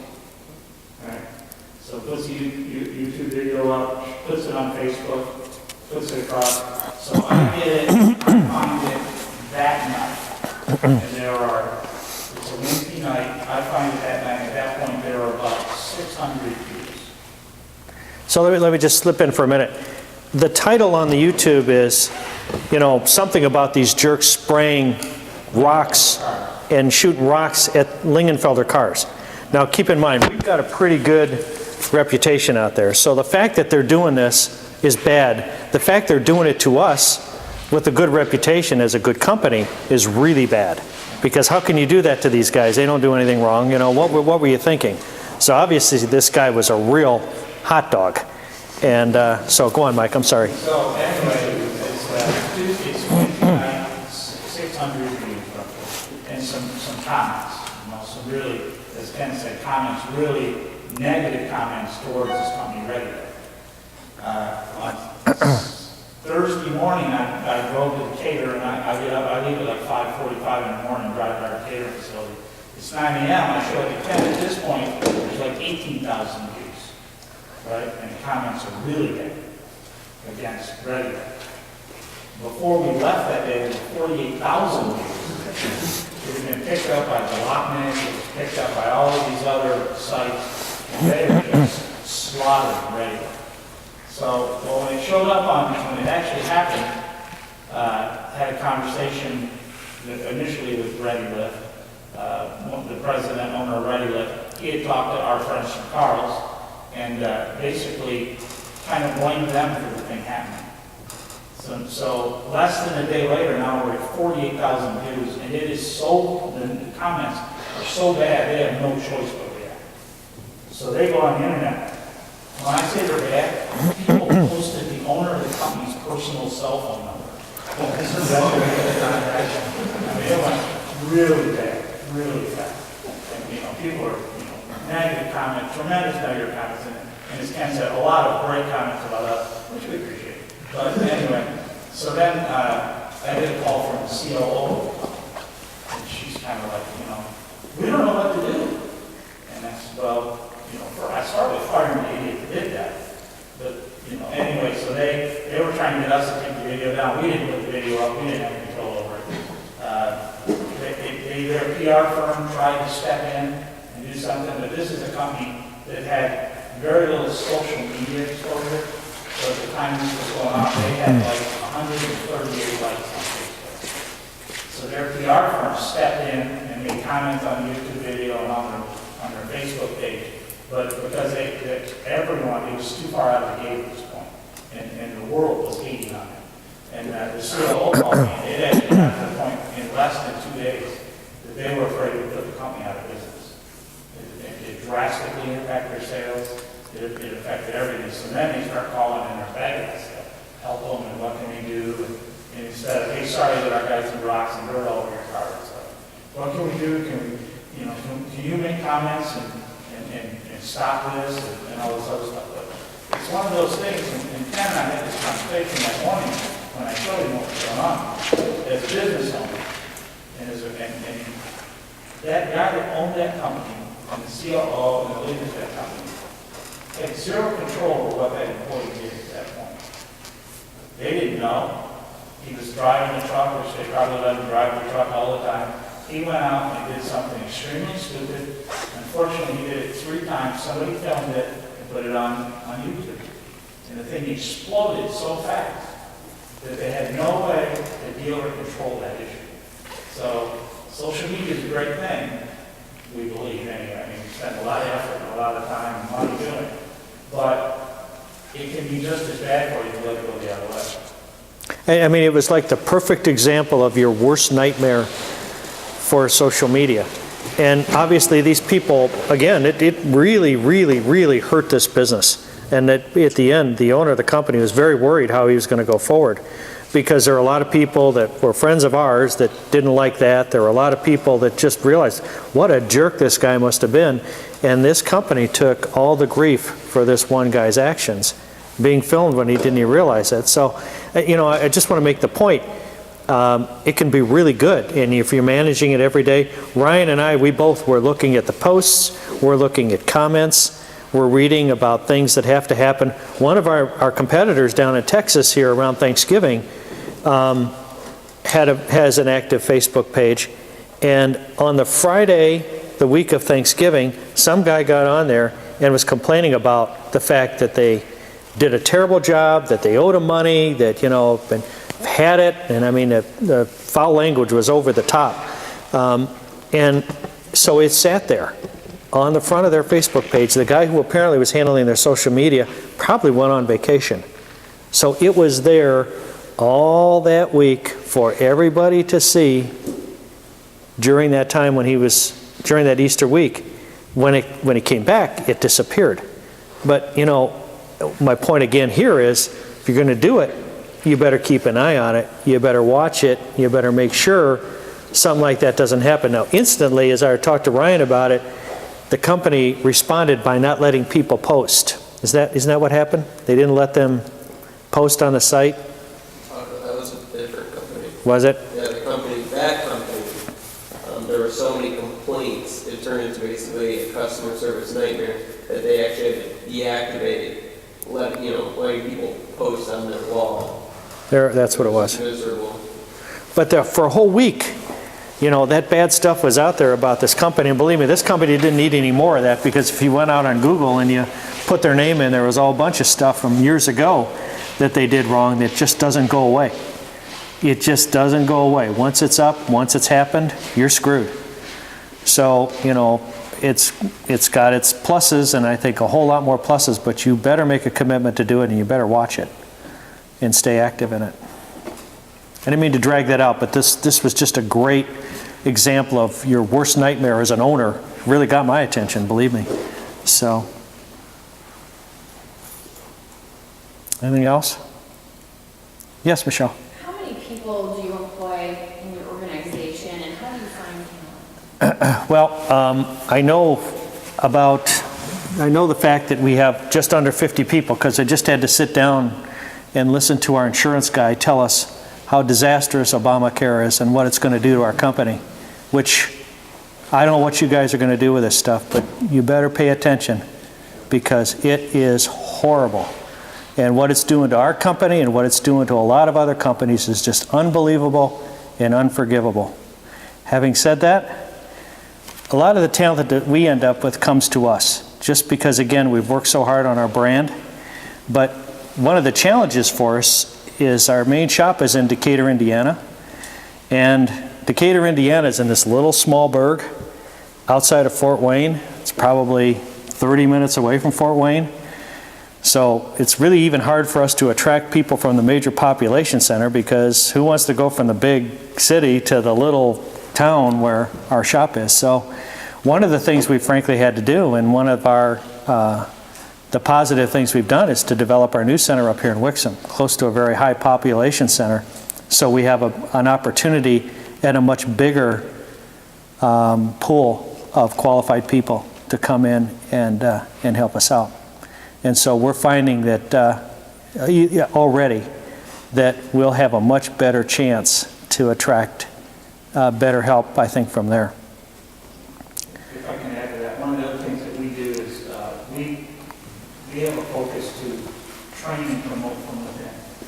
So while somebody may start with us in an entry-level position, we have one young guy that works for us, and we hired him. His job was to disassemble engine and launch part. So that was his job. And he is self-motivated, self-starter, has some background in education, wants to do more.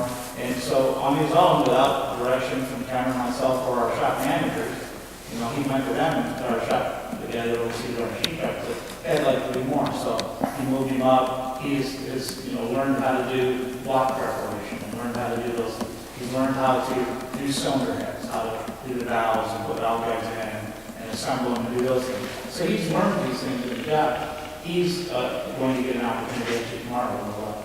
So I'll be in Decatur tomorrow and make a couple of personnel changes. And one of the things is he's getting to move up that chain because he chose to do it. We like to do it. Our shop manager that oversees all of our shops in Decatur, same thing. He came in as a dyno operator and wanted to do more work, to do more. And today he oversees both our machine shop and our build facility in Decatur.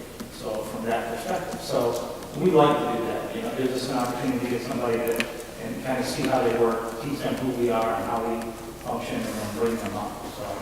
So it's important to us to do that. In Decatur, our Decatur facility, one of the things that was shocking me, I've only been with the company a little over 3 years. The woman that sweeps our floor has now been there 19 years. Okay? So that's the kind of loyalty and the kind of employees that we end up with when you bring them in and have them be a part of your company and continue to do that. That's unheard of. I don't know of anyone outside of like a big three or something where they pay too much money that I've ever seen somebody that does a custodial job for 19 years. I mean, our engine builder's been there 34 years. He's just about to retire. And his replacement is a young man that we brought in as a machinist and trained and brought up, and he will become our engine assembly guy in Decatur. Same procedure we talked about before. We think that, again, we're on a growth pattern, we believe, and we have got the feeling that as unemployment gets better and as we get over the humps that are there and we deal with the things government throws at us or the area throws at us or the economy throws at us or whatever. And, again, these are things you just kind of have to roll with the punches. I've been in business since I was 22 years old. So I've watched lots of ups and downs. You adapt, just like we'll adapt to healthcare. We'll adapt to the other things that are there. But trying to understand where you can pull your staff from and your employees from is huge. And it's a very good point to talk about. I believe that we'll be using the intern process a lot more because of the successes we've had in working with people that really don't understand what we do and how we do it. I expect we'll be using a lot more interns. We have 2 interns that we've worked with in our engineering department, and that seems to work out pretty well. So that kind of leads into my next question. For students coming out of school who may or may not have some experience with engineering or working, what types of things would you be looking for? Whether it's something they've learned, a characteristic, yeah, obviously the basics are pretty darn important, and those we probably don't have to go over, but the basics are there, and so once we get past that, then trying to see passion for work, people that really like the business and like what they're doing and want to come to work and don't want to just come in at 8 and finish at 5. This is not that kind of company. We do things together. We act like a family in many cases. You saw our guys out at the racetrack on the weekends. On any given weekend, even if it's not a company event, that's what they're doing. That's where their passion is. So we're going to look for that kind of thing when we add. And it's not sometimes easy to find, but I don't know, there's something about car people that you just can kind of see through it. I have been able to, I think, anyway. And if you're doing exciting things, then I think you'll find that people will come to you. So, but I believe we'll do better. Back in the days with other businesses that I was building, we used co-ops, for example, from high school. That was a big deal. I don't even know if there's co-op programs going on anymore. It may have gone by the wayside. I know auto shop classes have gone by the wayside. I don't think anybody has those anymore. But internships, I think, have got a lot of potential for us, for sure. Yes, sir. So in your internship, do you only take like engineering students? Like, would you really take a student that graduated in automotive management and have a lot of experience in working with Corvettes? Both. I think, again, what we're looking for is our business is segmented in a lot of ways. One of the segments is engineering. One of the segments is managing the day-to-day business. One of the segments is marketing. One of the segments, do you see what I'm saying? So each one of those areas needs to be developed. We hope we get everybody working together. But those are all different kinds of career paths. And, if you hire somebody and you put them in a position that they're comfortable with, you can't take a person that came out of accounting and give them a marketing job or a sales job. It's probably not going to work out. But, if you've got somebody who has got some engineering training, they're not typically going to be good salespeople. They're going to be engineers. And if you've got them in roles that they're comfortable with and something that they like to do, I think you're going to have huge success. And I've said, and the guys are tired of hearing me say this, but, managers, you'd like to find managers on a 1 to 5, you'd like to find 5s, but you're not going to find 5s.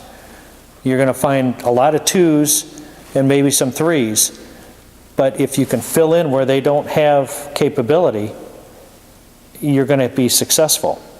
And so it's a matter of recognizing what somebody's really good at and making sure from my perspective, they're doing what they like to do. You get a lot more productivity that way. And I can usually see through that. I can Usually in an interview, you can see passion for progress. I can't. I think I can.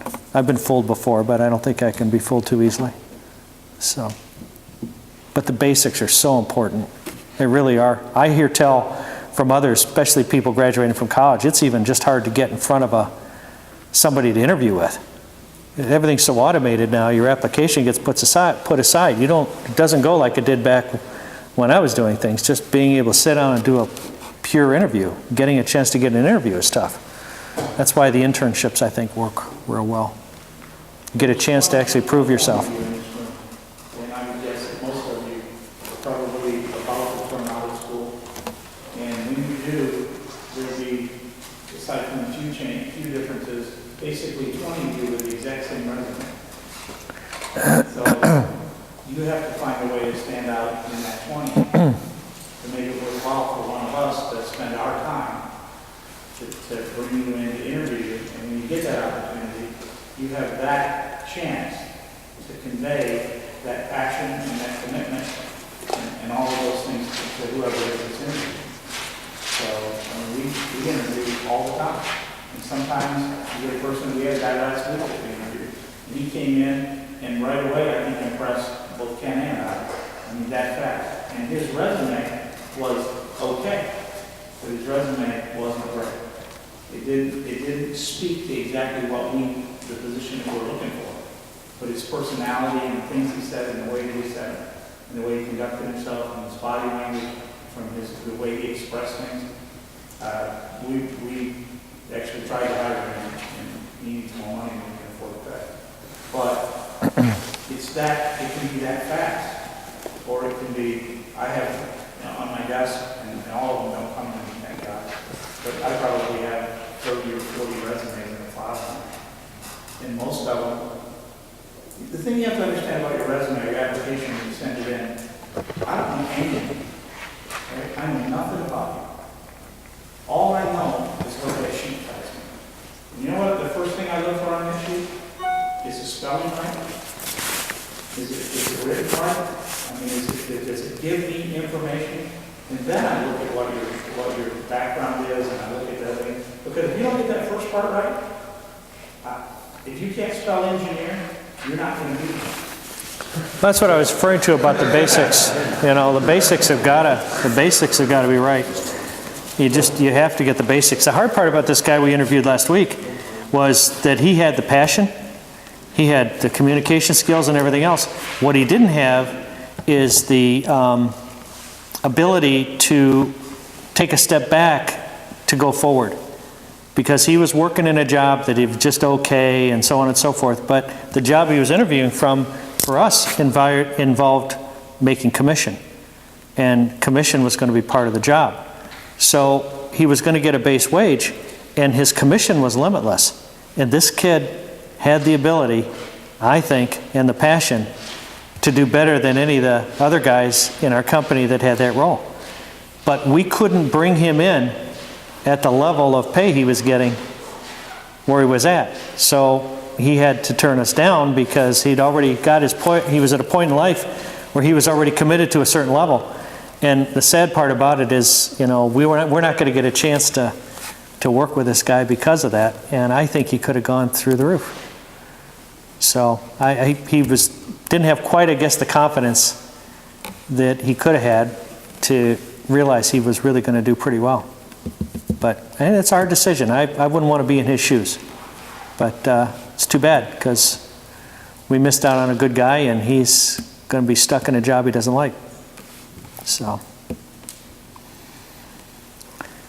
more questions? Hope that doesn't sound like lecturing because that's not really what I'm trying to do. I mean, it's very tough in the situation you guys are in. It really is. And there's nothing easy about it. But boy, if you're passionate about cars and you can show it, you can communicate it to the people you're going to go to work for, it'll come through. It should. Otherwise, maybe the guys you're interviewing from, you don't want to work for anyway. So, other questions? Yeah, sure. I told about 5 guys here. That's a question I always get, and it's a good one. And I will say, with all these great cars, you can only drive one at a time, right? So, but I have to tell you, I raised 5 kids. And so, obviously, practicality has to enter into my life. So, I've got a very large Cadillac Escalade, and I drive that a lot. Now, we've messed with the motor in that Cadillac Escalade. So I can drive it and have a little bit more fun than maybe the normal Escalade. But Escalade gets used a lot because it's practicality. When I get an opportunity, if I had an opportunity to get a sports car, that ZR1 Corvette is the best. It's so cool. I would drive that car from a practicality standpoint more often than I drive the Ferrari. Ferrari might be better from performance, but I could drive that car anywhere. So I'm a real Corvette guy. And now we've got C7s. As soon as they get done testing them, and maybe if they ever put that cyber gray one back together, that's probably what I'll start driving, if that helps. So, yes, sir. If there's one of the kids came to you like, hey, Dad, you drive one of them cars. You let them drive? Yeah, actually, the guys around here get to drive the cars too. I'm trying to get Ryan in a 6-speed car right now that I think he's going to have a lot of fun with. But you know, my kids turned out, it's so hard to understand. With all the cars around here and everything else, they could care less about the cars. They have Audi. I bought them all Audi A4s because of the safety and the all-wheel drive, because they don't care at color. My son's in medical. My son is in medical school, and he's so dedicated to his work. He's a little bit of a car guy, and he likes cars, but he's so dedicated and so focused on his education that it's going to be a little while till I get him back on that. My 14-year-old daughter, she used to give me a little bit hard time about some of the racing we did and such, but we put her in our road race car at one of our last trips, and I wasn't quite sure because she was little enough at the time, all I could see was the top of her helmet. And Danny Pop, the guy who was taking the car around Road America, was giving her the full treatment. And I couldn't tell if she was crying, whether she was scared, whether she was happy. And she jumped out of the car, and she's going like this, you know, hey, Dad, this is so cool, you know. And so I might have a car girl there. She's gone to the Indy 500 with me for the last 4 years, and she'll sit there all day and enjoy it and pick a driver, and so there's some hope. But, yeah. I'm adopting. I've heard that before, too. Actually, there's been a few guys who want to marry my daughters. They figure that's why. Yeah, Mike's son, actually. So, that's another way, I guess.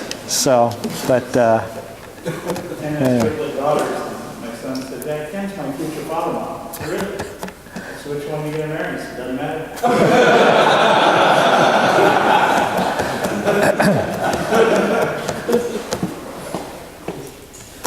Okay, what else, guys?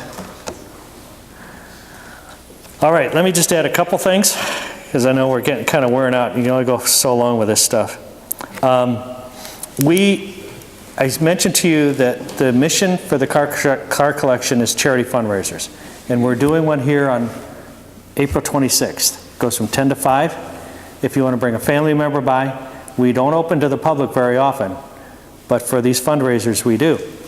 It's free entry, don't have to make a donation. There'll be an opportunity to donate if you want to. We'll be supporting 2 charities that day. There'll be a lot of people here. There'll be a lot of people that drive their cars here, so it won't even be looking at my cars. There'll be cars you could go outside and look at, and I'm going to do that. While people are in here looking at my cars, they're going to be outside looking at theirs. But they're fun times usually, and so keep that in mind if you'd like to come. Also watch our Facebook page, because we put the events we do up on the Facebook page. We've done everything from, very formal events in here to events for hospitals, to car club events, to whatever the case may be. Starting on May 3rd, we'll be doing a Cars and Coffee every Saturday morning at our Wixom facility. I know there's somebody here from Wixom, I remember that. That Cars and Coffee will go from 8 to 10 in the morning every Saturday throughout the summer. Tim Hortons is going to be bringing coffee and donuts for free for the whole thing. There'll be, again, opportunity to do things with charity if you want to, but no requirement. And Cars and Coffee events, I don't know if you've ever heard much about them. The famous one is in Irvine, California. If you ever go there, you'll realize how good they really are. But so that should be a fun event. We'll be bringing our new products there.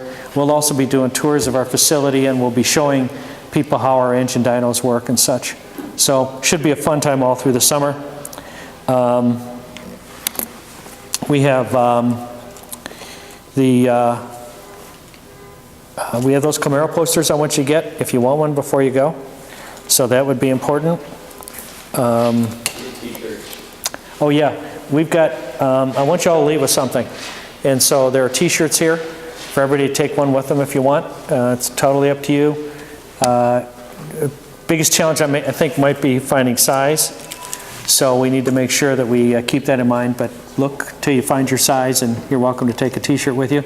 We have pizza and refreshments there for you to have before you go back. Kind of help you deal with hunger for your ride home. So that's part. And please keep in mind the comments that Kristen said when you came in. Again, we're really social media junkies. Check in, like us on Facebook, follow our Facebook page. I think you'll have fun with it. And anytime you've got a thought or question or comment, I've got business cards on me here. I'll be glad to give you one. You're certainly welcome to email me anytime you want to. And if you're in this area and you're living in this area and you think you might be interested in an internship, make sure you let us know. I can't promise you anything, but we'll be looking at that stuff in about 2 months or 3 months. And you just never know. There may be an opportunity. So, okay? Okay, it's been fun having you guys here. So, you